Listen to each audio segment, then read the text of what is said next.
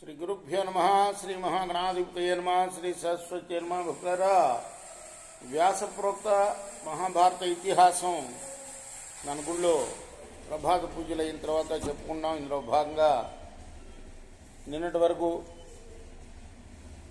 ఆదిసభారణ్య విరాట ఉద్యోగ భీష్మ ద్రోణ కర్ణ శల్య సౌప్తిక స్త్రీ పర్వాలనే 11 పర్వాలు పూర్తి చేసాం. 18 పర్వాల్లో 12వదైన శాంతి పర్వంలో కూడా 101 అధ్యాయాలు పూర్తి చేసాం. ఈ రోజున 102వ అధ్యాయాన్ని మొదలు పెడతాం. మొదలు పెట్టే ముందు వ్యాస భగవాను ప్రార్థన చేసుకుందాం.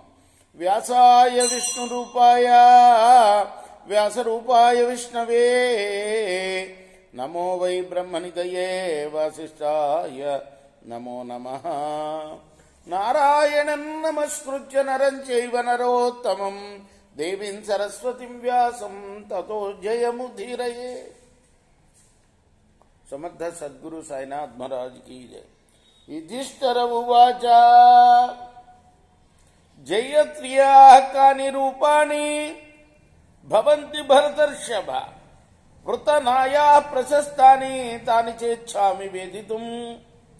ధర్మరాజు ప్రశ్నిస్తున్నాడు, మహానుభావ, విజయాన్ని పొందే సేనకు ఉండే ప్రశస్తమైన లక్షణాలు ఏమిటో తెలుసుకోవాలి అని అనుకుంటున్నాను.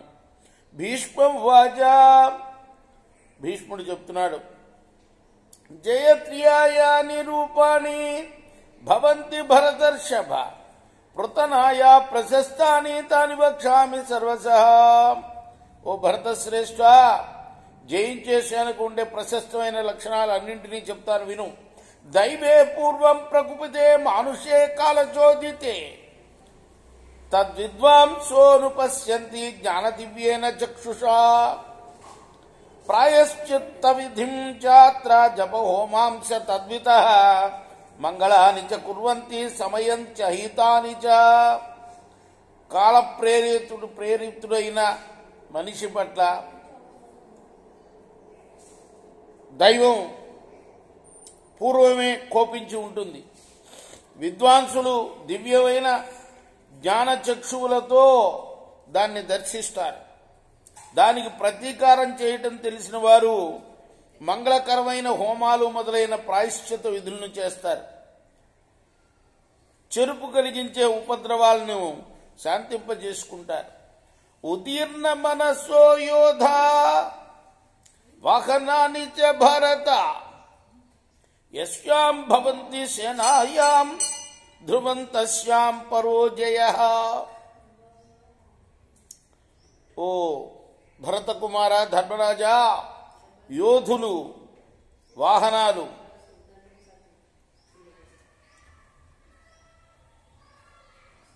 యోధులు ప్రసన్నమైన మనసుతో ఉత్సాహయుక్తులై ఉంటే ఆ సేన విజయాన్ని నిశ్చయంగా సాధిస్తుందయ్యా.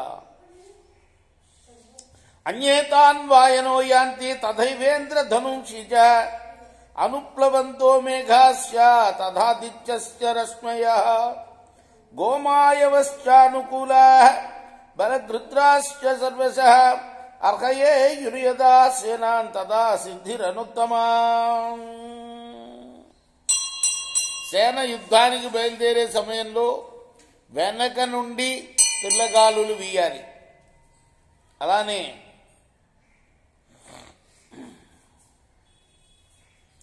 ఇంద్రధనస్సులు ఆకాశంలో ఏర్పడాలి.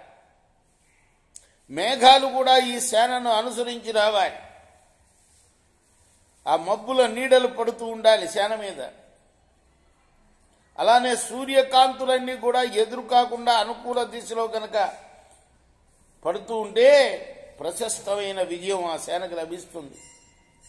ప్రసన్న పావకశ్చోర్ధ్వరశ్మి ప్రదక్షిణావర్త శిఖో విధోమ పుణ్యగంధాశ్చాహుతీనాం భవంతి జయశ్చేతద్భావివో రూపమహు.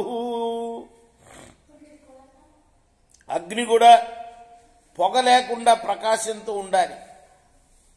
పైకి ప్రసరించే కాంతులతో కుడివైపు తిరిగే జ్వాలలు కలిగి ఉండడం, ఆహుతులు సువాసనలు వెదజల్లటం, భావి విజయానికి లక్షణాలని చెప్తారు. అంటే రాజులు యుద్ధానికి బయలుదేరేటప్పుడే కాకుండా ప్రతిరోజును కూడాను వాళ్ళు ఉపనయనం అయిన వాళ్ళు కాబట్టి నిత్యాగ్నిహోత్రం చేస్తారు. ఆ నిత్యాగ్నిహోత్రం చేసేటప్పుడు ఎలా ఉండాలంటే ఆ అగ్ని పొగ లేకుండా రావాలి, కుడివైపుకు ప్రసరిస్తూ ఉండాలట. అప్పుడు నిశ్చయంగా యుద్ధంలో విజయం సాధిస్తారు అంటాడు. గంభీర శబ్దాశ్చ మహాస్వనాశ్చ శంకాశ్చ భేద్యశ్చ నదంతి యత్ర యూత్సవశ్చ ప్రతీపా భవంతి జయశ్చైతద్భావినో రూపమాహు. అలానే శంఖాలు గంభీర నాదాలతో మోగాలి, భేరీలు ఉచ్చైశ్వరాలతో మోగాలి. అలా ఉన్నప్పుడు యుద్ధోత్సాహులైన సైనికులు కూడా అనుకూలంగా ఉండాలి. ఇవన్నీ కూడా భావి విజయానికి సూచకాలయ్యా. ఇష్టామృగ పృష్ఠతో వామతశ్చ సంప్రస్థితానాంచ గమిష్యతాంచ జిగాంసతాన్ దక్షిణా సిద్ధమాహు యత్వగ్రతస్తే ప్రతిషేధయంతి.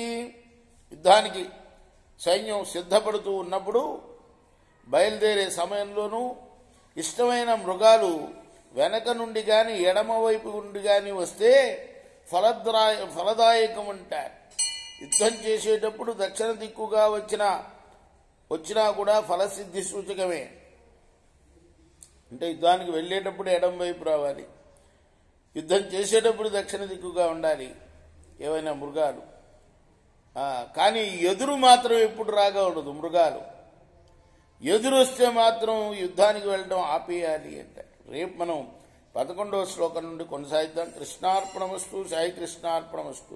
స్వస్తి ప్రజాభ్య పరిపాలయంతాం న్యాయేన మార్గేణ మహిమహీష. గోబ్రాహ్మణేభ్య శుభమస్తు నిత్యం. లోకాః సమస్తాః సుఖినో భవంతు. కృష్ణార్పణమస్తు. సాయి కృష్ణార్పణమస్తు.